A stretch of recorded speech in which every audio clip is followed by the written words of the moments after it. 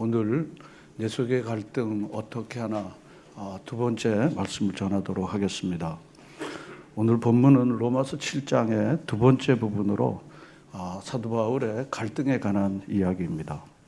예수 믿고 우리가 신앙생활을 하면 마음의 평안이 있고 마음의 불편함이라는 서로 모순적인 두 가지 실체가 객체가 우리를 굉장히 곤란케 합니다. 예수 믿으면 참 마음이 평안해집니다. 그래서 불신자들도 예수님 믿고 참 평안하게 사는 사람들, 가정들을 보면서 나도 예수님 믿고 싶다 그렇게 말하시는 분들도 있습니다. 여러분들도 다 예수 믿고 마음이 이전보다 훨씬 더 평안하지 않습니까? 예, 여러분 평안하리라고 당연히 평안합니다. 훨씬 더 예수 믿기 전보다 예수 믿고 나서 훨씬 더 가정도 삶도 평안합니다. 당연한 거죠. 왜냐하면 평화의 주님을 모셨으니까, 사랑의 주님을 모셨으니까 당연하죠. 그런데 한 가지 반대편인 또 다른 이 실체가 무엇인가 하면 불편한 겁니다. 시인과 촌장 하덕규 가수는 내 안에, 내 속에 내가 너무 많아, 내 안에 울고 있는 나를, 그렇게 노래를 불렀습니다. 노래 가사처럼 믿음이 있는 것 같았는데 어떤 때는 믿음이 없는 것처럼 허무한 것 앞에서 한순간 무너지는 자신을 용납할 수 없을 때가 있습니다. 정말 나 믿음 있어? 내가 왜 이렇게 날마다 넘어져? 왜 자꾸 신앙의 위기를 맞을까? 그렇게 갈등합니다. 새해가 시작되어지면서 뭔가 새롭게 살아야지 하면서도 내 안에 울고 있는 내가 계속해서 나를 괴롭힘으로 갈등이 여전히 있을 수 있습니다. 오늘 읽었던 로마서 내용은 로마서에서 굉장히 아주 특이한 내용입니다. 바로 사도 바울의 거듭난 이후에 내적 갈등을 고백하고 있는 것입니다. 예수 믿으면 사실은 예수 믿기 이전보다 훨씬 더 죄에 대하여 민감해지게 됩니다. 이전에는 죄에 대해서 심각하지도 않고 죄라고 여기지도 않습니다. 어쩌다가 그러는 거지, 다 그러는데 뭐 나만 뭐 그러냐, 내가 그래도 조금 괜찮지 않은가, 이렇게 우리가 생각들 하고 우리가 지냅니다. 그러나 예수 믿고 난 이후에 우리 안에 내적인 갈등이 많이 일어납니다. 내적 전쟁이 일어나는 거죠. 자기와의 싸움이 계속해서 치열하게 일어나는 겁니다.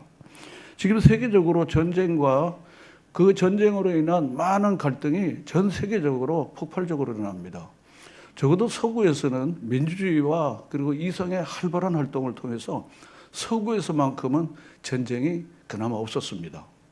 그런데 지금은 전 세계 국제적이 아니라 전 세계적으로 소위 말하는 갈등으로 인한 전쟁이 전 세계적으로 지구적으로 전쟁이 계속 일어나고 있습니다. 이념으로의 전쟁, 인종 간의 전쟁, 종교 간의 전쟁, 우리가 지금 겪는 모든 전쟁은 바로 이런 이유들로 인하여 세계가 지금 전쟁의 한가운데 있고 전쟁과 무관한 나라들도 전쟁에 직간접으로 많은 피해를 우리가 경험하고 있는 것입니다. 우리나라에도 이제 곧 국회의원 선거가 있는데 서로 꿀이 있으니까 많이 달라들어요. 꿀이 없는 데는 사람이 잘 안 달라듭니다. 그래서 이건 꿀이 있구나, 이건 내가 갈 데가 아니구나, 이렇게 생각하시면은 웬만큼 십자가의 길이라는 것을 우리가 알게 돼요. 꿀이 있는 데는 사람이 반드시 지도새도 모르게 달라듭니다. 그러나 이건 꿀이 없고 이건 내가 수고를 해야 되겠구나, 이게 십자가의 길이고 예수의 길입니다. 여러분, 이게 십자가의 길인지 이게 세상 길인지를 분간하는 데는, 꿀이 없는 데는 그건 십자가의 길입니다. 내 돈 써야 되는 데이기 때문에 거기는 내 돈을 내가 받는 게 아니고, 우리나라 국회의원들처럼요, 사실은 조금 논외로 가는 거지만 세계적으로 이 특권을 누리는 국회의원은 없습니다. 사람 그렇게 달라드는 거예요. 이게 달라드는 겁니다. 그냥 꿀이 있으니까, 특권이 있으니까, 가족들까지 호텔비를 주는 세계적으로 이 국회의원입니다. 저는 목사가 아니면은요, 이런 시민운동을 좀 하고 싶은 마음이 사실은 많이 있습니다. 왜냐하면 사회적 정의는 바로 하나님의 공의가 이루어져야 되는데 이런 문제들이 우리 안에 있는 것입니다. 그래서 계속해서 서로 물고 뜯어요. 그래서 또 이낙연이니 무슨 뭐니 해갖고 나와서 또 해갖고 자기들이 또 새로운 제3의 진영을 만들어갖고 그런 여러분 다 알고 있잖아요. 계속해서, 왜냐하면 결국은요, 십자가를 지는 길에는 그렇게 다 똘똘 뭉치고 그러지 않습니다. 가는 길이 험하고 거칠기 때문에 혼자 가는 길입니다. 그런데 정말로 우리가 싸워야 할 대적은 사실상은 외부에 있지 않습니다. 종교에, 무슨 계급에, 지역에, 인종에 있지 않습니다. 진정한 싸움의 대상은요, 우리가 진정으로 살아보면 내 안에 있습니다. 내 안에. 그러므로 정말 치열한 전쟁터는 자신의 내면 세계입니다. 자기와의 싸움인 것입니다. 뭔가 모르는 불편과 좌절감이 일어납니다. 내가 믿는 대로 왜 이렇게 못 살까? 내가 은혜 받은 대로 왜 이렇게 못 사는가? 내가 확신하는 바대로 내가 이렇게 못 살지? 이게 바로 우리 안에 있는 내적 싸움입니다. 사람마다 싸움의 성격과 그 싸움의 급수가 다르지만은 보편적으로는 이 싸움이 우리에게 있는 것입니다. 거기서 오르는 불편함과 좌절감이 일어납니다. 내 신앙의 삶과 현실의 차이에서 나옵니다. 이 차이가 메워지면 좋겠는데 잘 메워지질 않아요. 제자 훈련을 받았어요. 부흥회도 갔어요. 내가 모태 신앙이에요. 30년 신앙이에요. 내가 목사요. 내가 장로요. 권사요. 다 이럽니다. 우리 집안에 장로도 있고 권사도 있고 선교사도 있지만은 그러나 여전히 현실과 믿음의 간격은 좁아지지 않는 것을 발견할 때 좌절이 느껴지는 거예요. 정말 기도밖에 없어야 하면서도 정말 나는 얼마나 기도할까? 진짜 기도할까 생각해 보면요. 정말 허울뿐입니다. 허울뿐이에요. 내가 훈련도 받고 직분도 받고 그렇지만 여전히 내 안에서 울고 있는 나를 어떻게 감당할 수가 없는 거야. 그리고는 얘는 모르겠다고 우는 거하고는 난 상관없어 하고 그리고는 옛날 기질대로 가는 거야 그냥. 그리고 은혜가 풍성한 하나님하고 막 찬양하고 또 돌아서서는 또 성질대로 또 이렇게 사는 겁니다. 이게 바로 우리의 모순된 생활이 어쩌면 그렇게 오랫동안 혼인관계를 잘 유지하며 살고 있는지 몰라요.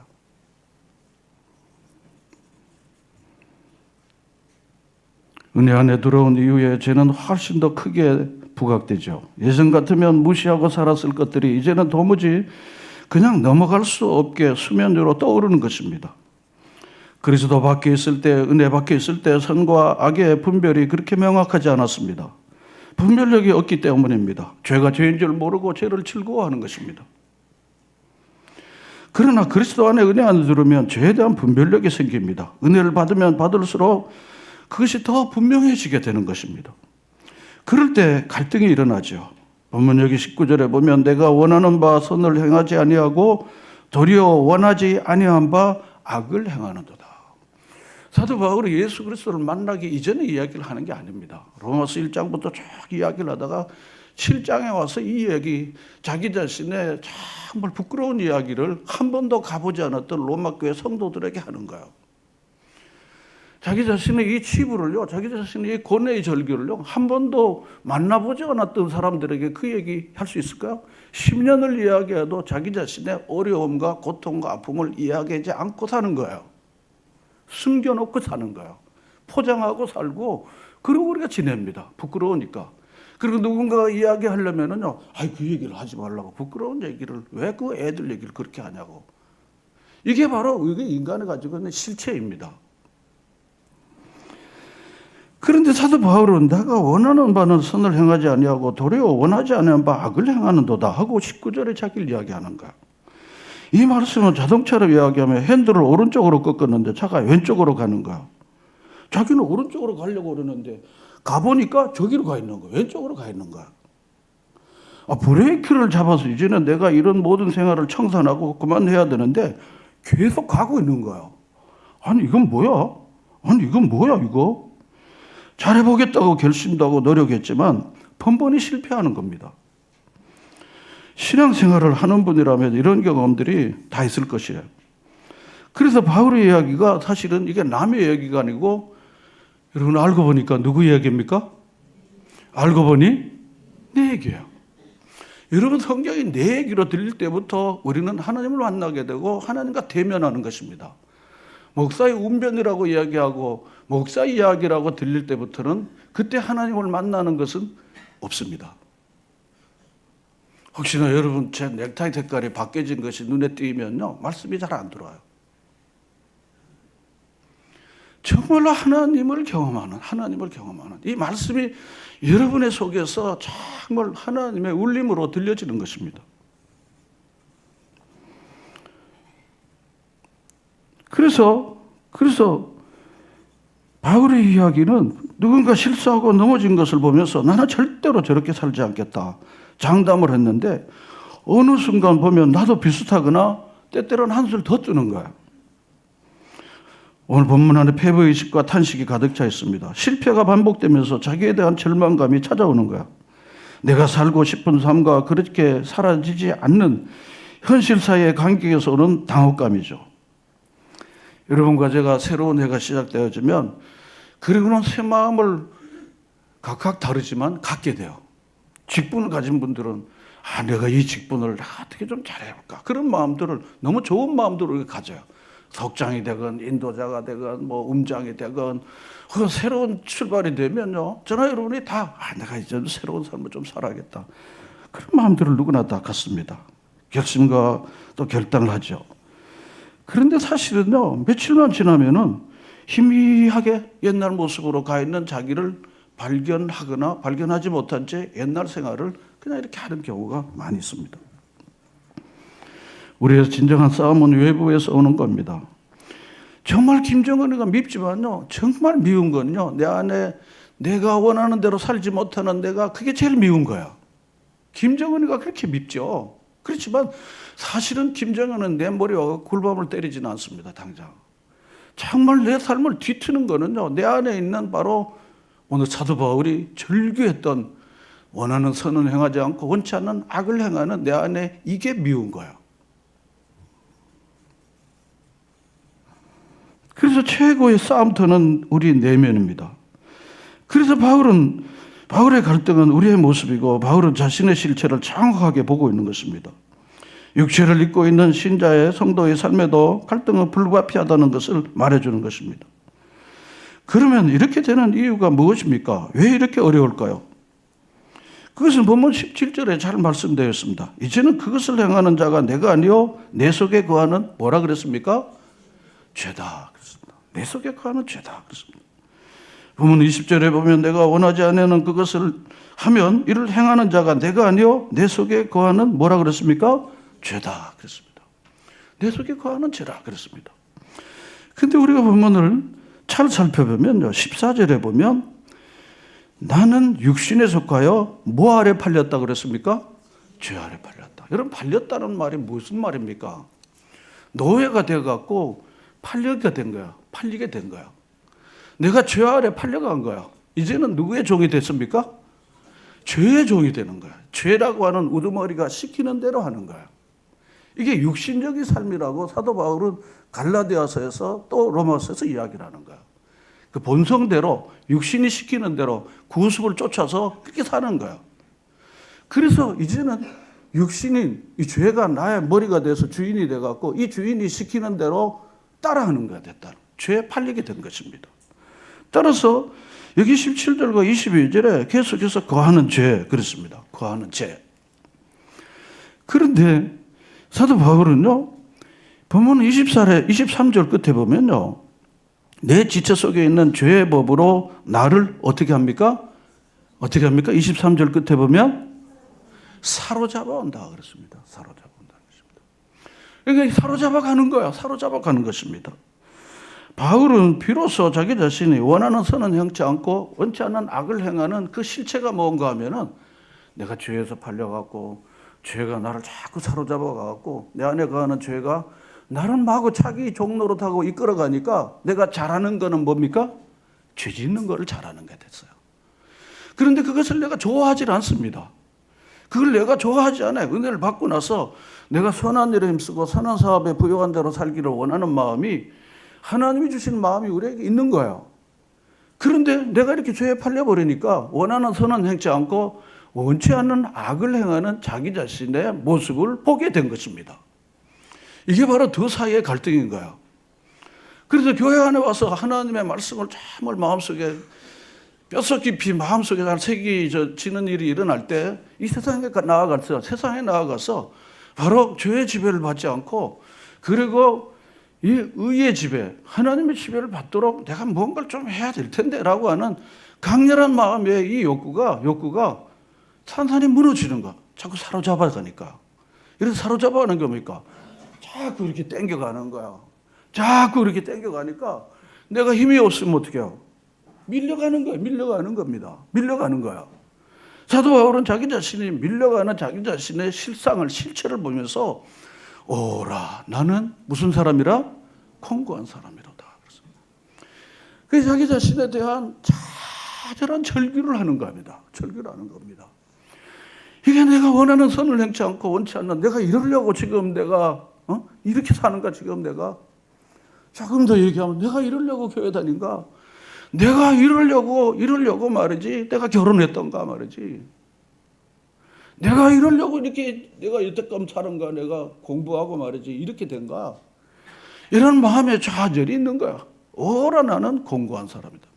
여러분이 공고하다는 말의 원래 뜻은 무엇인가 하면요, 타이타닉호를 생각하시면 돼요. 타이타닉호가 지금 그 빙상을 만나가지고 그래서 지금 파손되어지는데 영화를 한번 이렇게 연상하시면 돼요. 물이 계속 들어오니까 이 타이타닉호가 어떻게 됩니까? 지금 침몰 직전에 있는 상태. 이게 오라, 공고한 사람입니다. 영어말로 리치드 이렇게 표현했습니다. 배가 이제 파손증에.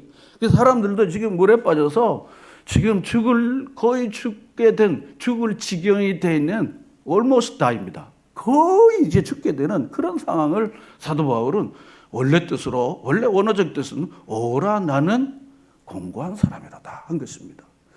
그래서 그것의 다음이 뭡니까? 오라, 나는 공고한 사람이다. 누가 나를 어디에서요? 사망에서. 거의 죽게 됐으니까. 이제 죽는 거는 바로 눈앞에 있는데 이 사망의 몸에서 누가 나를 건져낼까 하는 것입니다.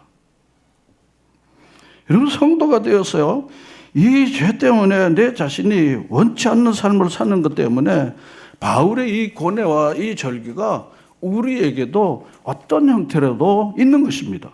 내 속에 거하는 죄, 이 죄의 세력, 죄의 능력입니다. 그러므로 이 죄의 힘이 나를 무력화시키고 나를 움직이고 있는 것입니다. 이 죄의 힘을 우리가 결단코 무시해서는 안 됩니다. 그래서 죄 아래 내가 팔렸구나. 죄의 노예가 되었다는 것이죠. 그래서 나는 죄를 짓지 않으려고 하지만 저항할 수 없는 죄의 힘이 나를 사로잡고 죄에 빠져들게 하는 것입니다. 우리는 죄를 사랑하거나 즐거워하지 않지만 결국 죄를 이길 수 없다는 것에 고민이 빠지는 것입니다. 바로 이것이 우리가 겪고 있는 갈등 그 자체인 것입니다. 우리는 죄의 실체를 정확히 이해합니다. 치열한 전투가 벌어지게 하는 죄의 파워를 무시할 수 없습니다.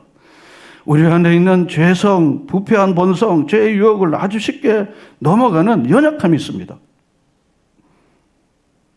그래서 정신을 바짝 차리지 않으면 우리 안에는 죄의 힘이 우리를 얼마든지 넘어뜨리고, 그리고 우리를 넘어뜨리기 위해서 자기 종 삼고 계속해서 잡아당겨 가는 거예요.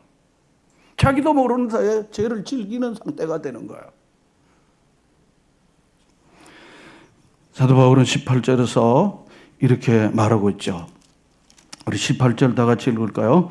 내 속옷 내 육신에 선한 것이 거하지 아니하는 줄을 아노니 원함은 내게 있으나 선을 행하는 것이 없노라 그랬습니다. 내 육신에 선한 것이 거하지 않다. 나는 선하지 않다 이런 것입니다. 선하지 않다는 것입니다. 정말 이 고백에 우리가 동의하기가 조금 어려워요. 내가 선한 것이 너무 없다고? 아니, 내가 그래도 선한 일을 좀 하는데, 나를 선한 일, 좋은 일을 그래도 하는 것을 사람들이 잘 알고 있는데, 나 착하다고 알고 있는데, 이게 우리가 가지고 있는 이 셀프 이미지입니다. 나 그래도 선한 일을 하는데, 나 그래도 자선도 좀 베풀고, 나 이렇게 좀 했는데, 이게 바로 우리가 갖고 있는 소위 그릇된 셀프 이미지입니다. 자아상입니다. 그래서 그렇게 생각하는 거예요.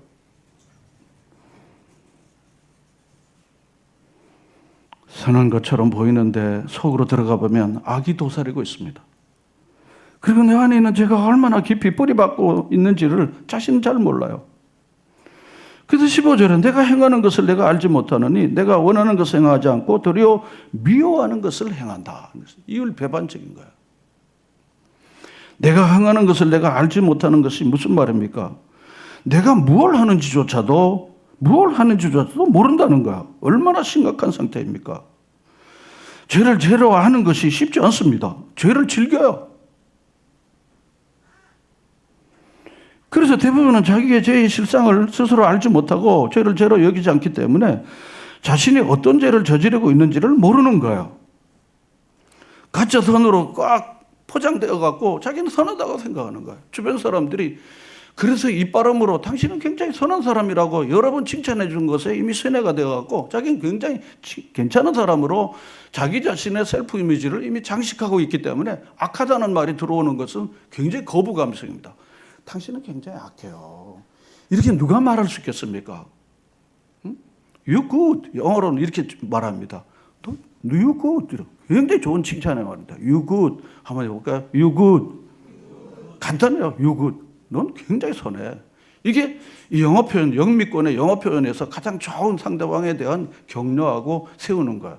그것도 이렇게 열로 안 하고요. 요렇게. You good. 이렇게 합니다. 굉장히 좋아요. 굉장히 좋은 거예요. 이게 바로 아주 일반적인 사람들 안에 서로 상호 돈 안 들고 서로 좋은 표현들이 바로 이런 겁니다. 그런데 아니 인간이 악하다는 말이야. 도대체 그건 무슨 말이야? 대부분은 자기의 죄의 실상을 알지 못하고 죄를 죄로 여기지 않기 때문에 그렇게 가는 것입니다. 그런데 성경은 우리에게 인간의 실상에 대한 좋은 답을 주죠. 예레미야서 17장 9절 말씀을 보면요. 여러분은 알고 또 외우고 있을까요? 만물보다 거짓되고 심히 부패한 것이 뭐라고요? 마음이라 그랬습니다. 사람의 마음이라 그랬습니다. 누가 이걸 알려 그랬습니다. 모른다는 말이야. 알려 하는 말은 뭡니까? 반어적 표현인데 모른다는 거야. 이 세상에 부패하고 냄새나는 것은 성경은 인간의 마음이라고 했습니다. 심각한 이야기입니다. 성경이 옳기 때문에 제가 한번 지금 이야기를 우리가 교회 다니기 때문에 어느 정도 죄인이라는 것을 인식하고 있지만 얼마나 죄인인가에 대해서는 잘 몰라요. 선한 것이 하나도 없다는 말은 충격적인 말입니다. 우리가 어떤 선을 행할 때에도 선함이 있는 경우는 선함만 있는 경우는 없습니다. 그 안에 반드시 불선함이 있고 악이 공존하고 있는 것입니다. 내가 이렇게 선을 행했는데 상대방의 반응이 없으면 내 안에 악이 작용해갖고 그 사람 아주 굉장히 이상한 사람이야. 0.1초 만에 나옵니다. 내가 이렇게 선을 행했는데 상대방이 아무런 반응이 없고 고맙다는 말이 없으면 인간같지도 않아. 이런 악함이 금방 나오죠. 여러분 그렇습니까? 적어도 저는 그렇다는 거예요. 바울이 그렇다는 겁니다.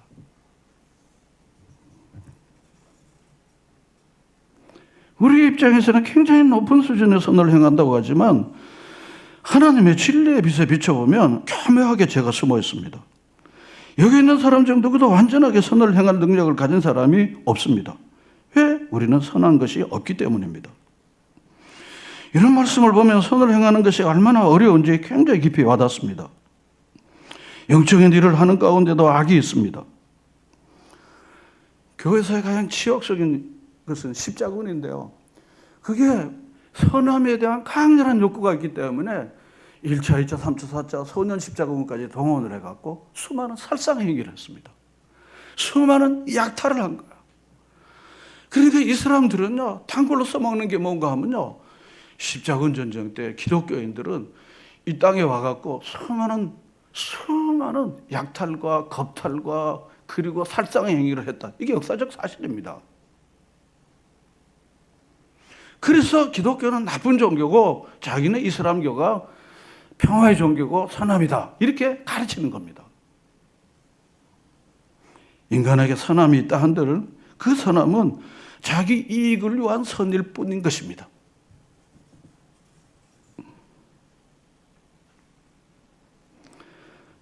우리가 정직하다고 얘기하지만 온전한 정직은 없습니다.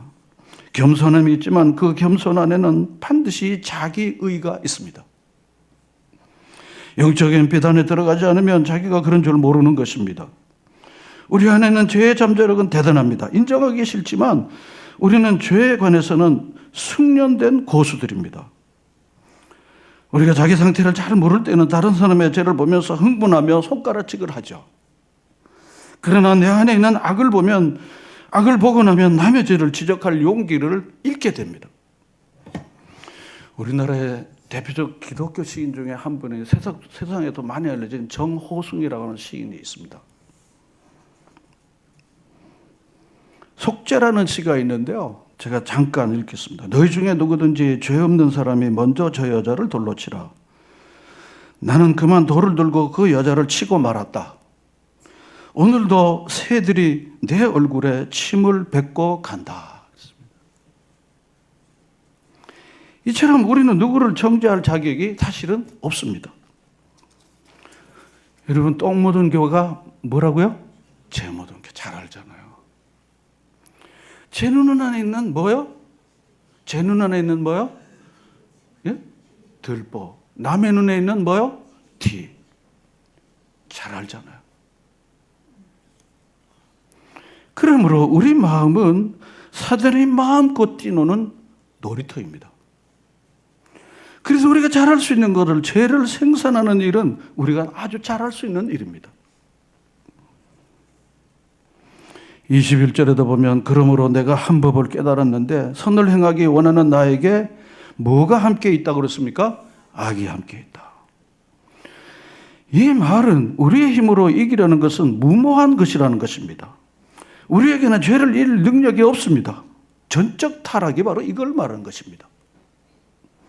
결심하고 다짐하지만 소용이 없습니다. 어떤 것을 극복한다 할지라도 다른 죄가 또 달라 들어가고 우리를 또 넘어뜨리는 것입니다. 요거 하나 이기니까 욕이 오는 거예요.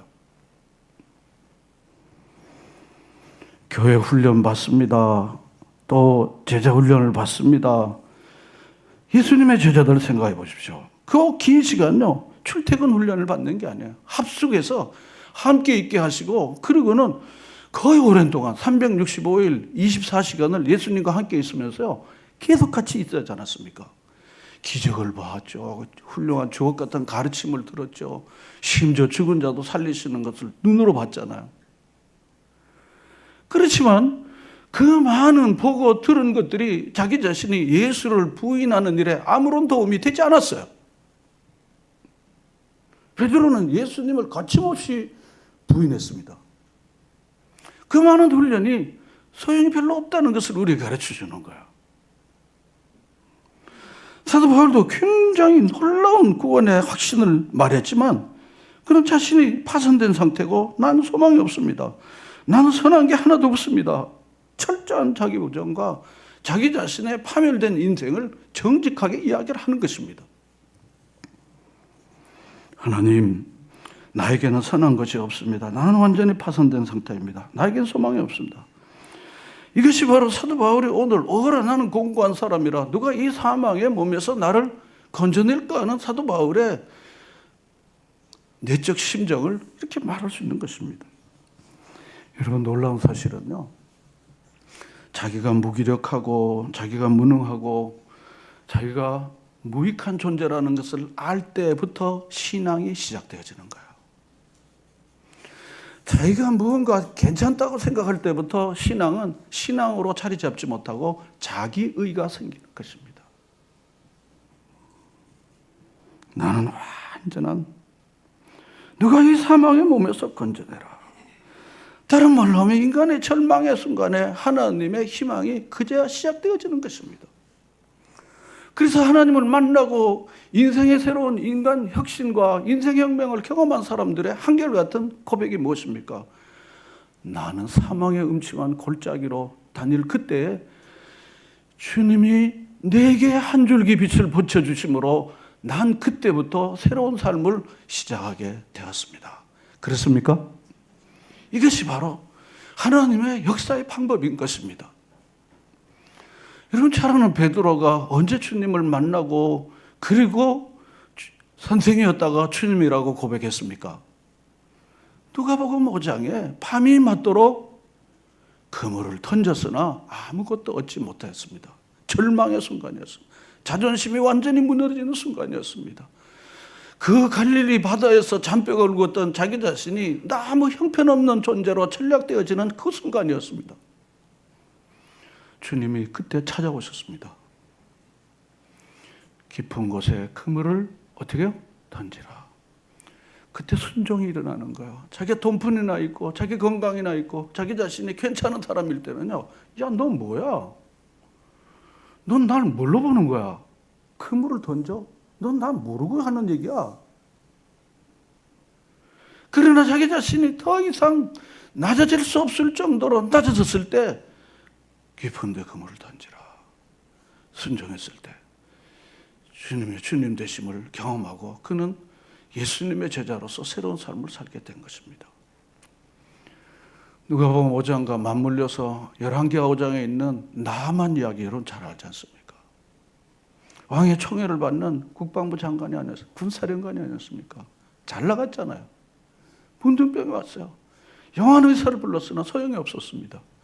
자기 자신의 힘으로 할 수 있는 게 아무것도 없어요. 이제는 그 사령관에서 떠나서 골방에서 죽을 날만 기다리는 절망적 신세가 되어진 거예요. 그래서 하찮은 게시바의 이야기를 듣고는 유대 땅으로 갔습니다. 그러나 가긴 갔지만 자존심이 아직도 남아있는 거예요. 그 요단물에 들어가라는 거예요. 아니 우리 동네는 이보다 더 깨끗한 물이 있는데 날 부르 이 더러운 물에 들어가는 거 나를 뭘로 보는 거야. 또 그랬습니다. 이까지 왔는데 한번 들어가 보시죠. 들어가 보시죠.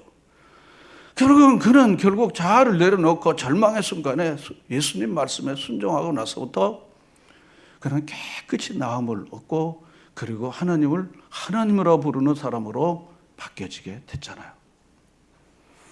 그러므로 인간의 절망은 절망으로 끝나지 않고 하나님의 새로운 희망의 시작이라는 것을 성경이 보여주는 것입니다.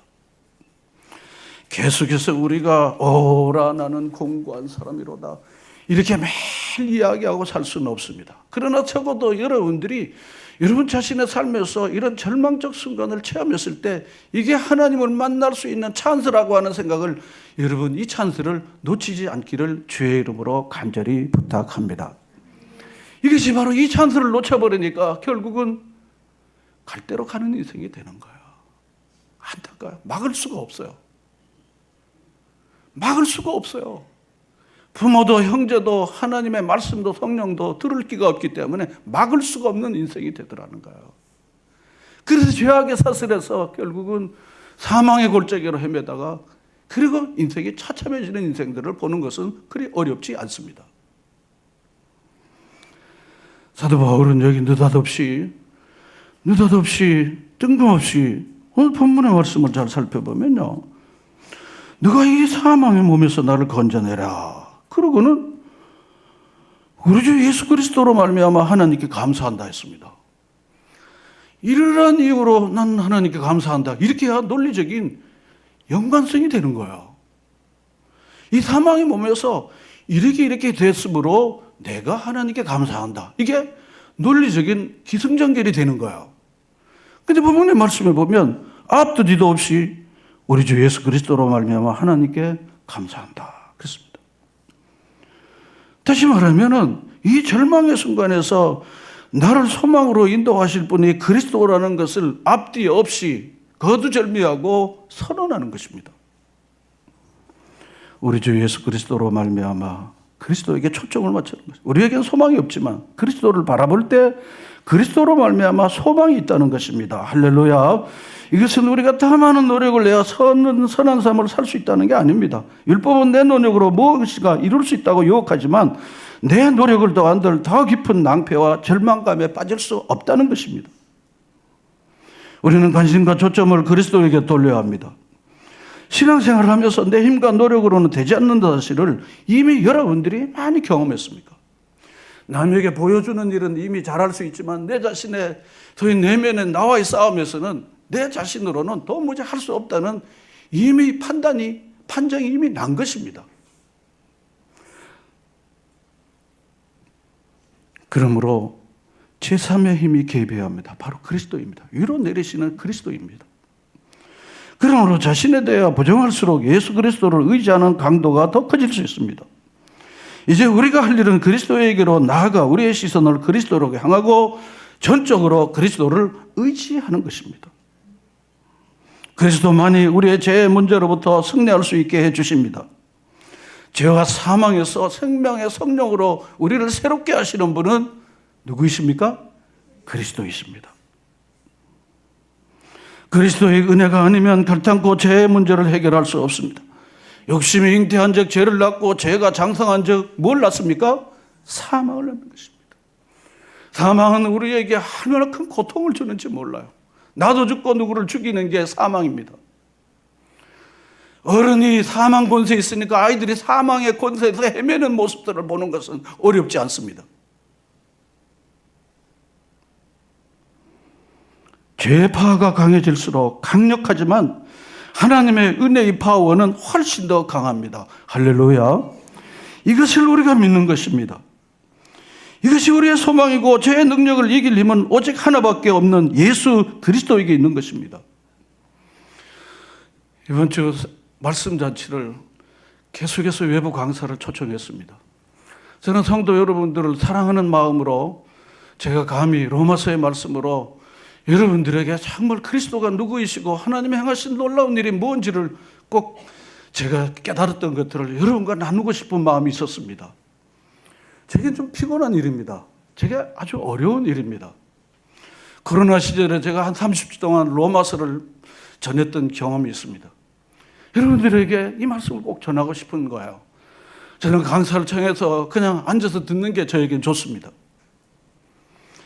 여러분들을 초대하고 싶어요. 제가 말씀을 잘 전해서 여러분을 초대하는 게 아닙니다.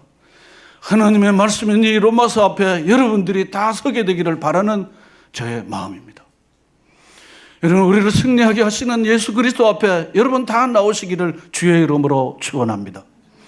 바로 인간혁명의 승리였던 이 삭개오가 돈밖에 모르고 세상 벼슬밖에 모르고 자기 자랑밖에 몰랐던 이 삭개오를 예수 그리스도가 만나서, 그래서 예수 그리스도를 만나서 새로운 인생을 살았던 이 삭개오, 또 다른 혁명, 바로 이것은 예수 그리스도가 우리에게 주신 이 혁명입니다. 로마서 8장뿐 아니라 로마서 전체를 통하여 인간이 누구이고 어떻게 하면 하나님께 나아가고 어떻게 세상 속에서 우리가 살아갈까를 가르쳐주는 이 말씀 앞에 여러분을 초대합니다. 여러분 오시기에 좋도록 금요일 저녁부터 토요일 쉬는 날 그리고 주일 예배로 6번 말씀을 전하려고 합니다. 여러분 이 말씀 앞에 나오셔서 예수님밖에 없어라는 이 고백이 여러분들에게 다 일어나기를 진심으로 바랍니다.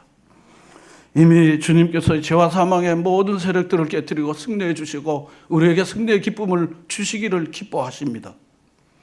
그러므로 이 도리를 잘 깨닫고 여러분 모두 다 승리하는 예수의 사람으로 세워지는 놀라운 역사가 있기를 주님의 이름으로 축원합니다.